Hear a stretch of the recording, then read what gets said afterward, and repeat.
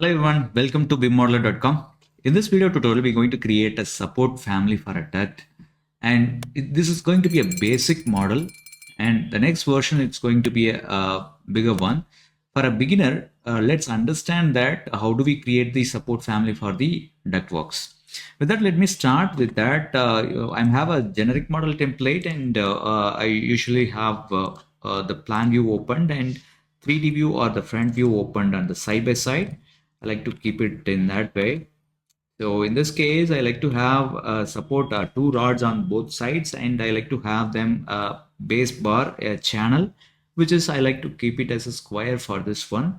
And if it is needed, the U channel can be made later in the tutorial.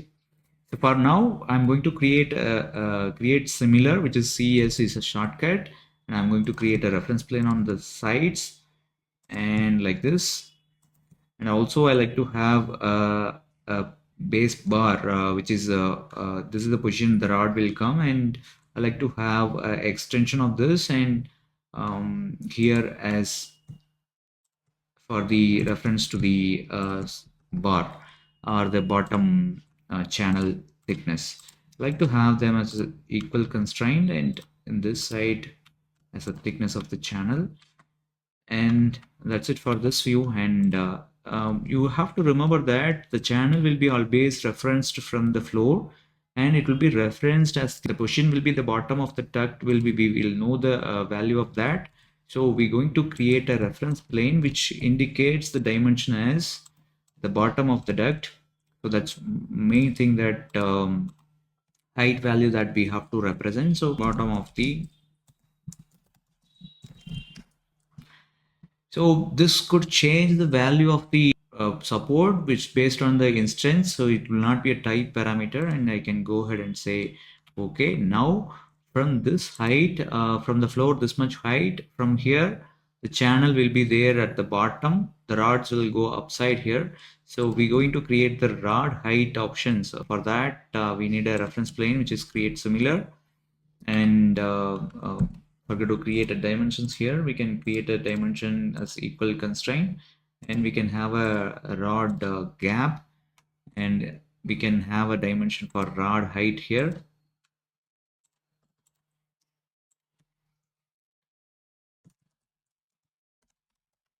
Rod height also can be it comes as an instance, as the place to place the rod height will change. It will not be a type value. And going ahead with OK. And the width also, it's going to be an instance parameter. So channel width. So we can say that channel width or the support width, we can say it's going to be the center of the rod. So it's going to be channel width in this case. Once it is done and we have the required option and channel height as well, we can create similar option, which is going to be like this. So which is going to be a 40 millimeter. We can lock it. If it is needed, it should be locked as well. 40 is the size that we can have them, and we can lock them. And on the other side as well, it's going to be 20 on this side, 20 on the other side, like this. And the channel width, we can have them as 1 meter, and it should be, as I said, it should be as instance. And the rod height, we can have them as 750 for now. Bottom of that, we can keep that as 1500. Select OK. So make sure that everything works perfect, and it's not disturbing anything. And we can have a channel, which is, as I said, we can have them as a path based profile. We can go ahead, sweep path. We can draw the path on the plan view, and I can change that to draw the path like this. So make sure that you lock that path with the center line. And the path we are discussing, so that the path should extend outside minimum 50 mm or 20 mm. You can extend on the outside. I like to keep this as a 50 mm gap. and I like to lock this. So even you can create your reference plane, and you will be able to control that. Make a dimension and lock that. So both side it's done. You can finish and go to the edit type, to the left side view. So as you know, this is going to be fill the square here, the 40 square, and make sure you lock all the four sides. Finish that. Once both the path and profile is done, you can finish that and you'll be able to see the extension on both the end. As I said, we are not creating this as a profile, we are creating this as a simple square. And we can go ahead and to the plan, and we can extrude that. Since it's in a higher level, we won't be able to see it, and if it is needed, we can change the height as 500 millimeter, and you will be able to see the objects. So make lock here, lock both the values, unless otherwise you change the value, it won't affect, it should not affect. We can go ahead and create a extrusion on the bar, as simple it is, and since it's not much detailed one. The bar diameter, we can have them as required, specified in the required object. So I like to keep this as 5 millimeter. And the important thing is that you have to enable this center mark and align and lock them. So when you click, automatically it locks, and enable the center mark this and use the align command AL, lock them. Once it is done, finish this. The extrusion will be done by default in the ground level. We will be able to extend that till the position that you needed. Usually it will go inside the roof, so we can extend till the whatever the gap, that distance of the rod, like you like to have them. So it's 103, so we can change that till 100, and we can assign that as a parameter and we can control it, but still I like to keep it myself manually. Let it be as it is. Okay, no issues.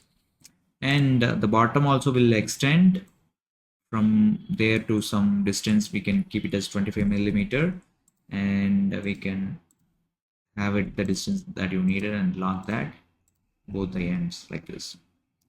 So this is how we'll be able to control them. So most of the parameters are done, they are placed in the right place, so we can check that by moving that. So make sure every positions are changed properly, and once it is done, we are in the right place and we can see them in the 3D and how it appears. So this is how it looks. This is a basic family that we have. As I said, these make sure that these parameters are instance, and these can be used in the project. So let's save this as duct support.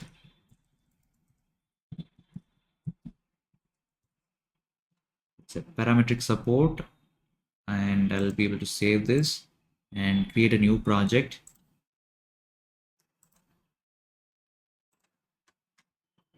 As I said, I'll be creating a separate video for this rod and everything. We will be creating separate, and we'll be using them in a constrained project and the family, and it will be scheduled in a project for a full detail fabrication detailing level.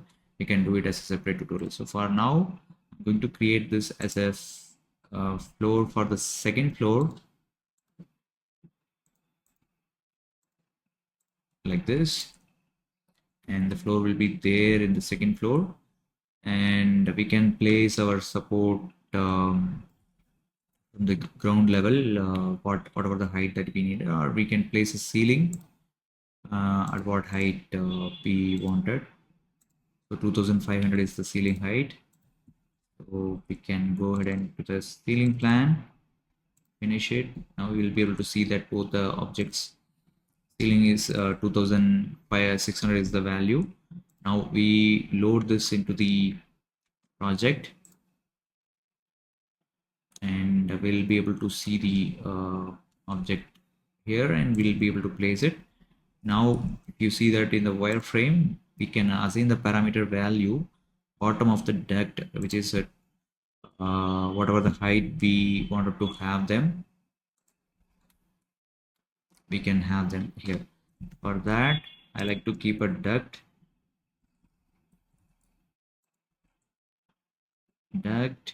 which is visible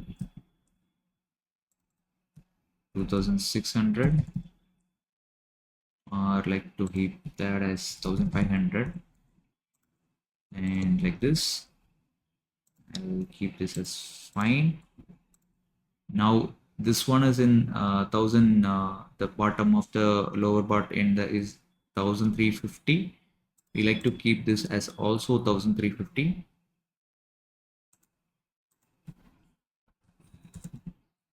So now the bottom will be aligned automatically. You can use the create similar and you will be able to place the center of the duct, and you can go to the section box of this and you'll be able to see that the bottom aligned by default. Now we will have a dimension for the floor or the ceiling that we have. If we know the dimension from that floor, we will be able to assign that rod height value as that, and for this it's 2600. Now this also we can simplify that by using that same parametric constraint option. For now, what I'm going to do is I'm going to assign the value manually based on whatever the value that we needed. So it's a 2600 plus the rod height.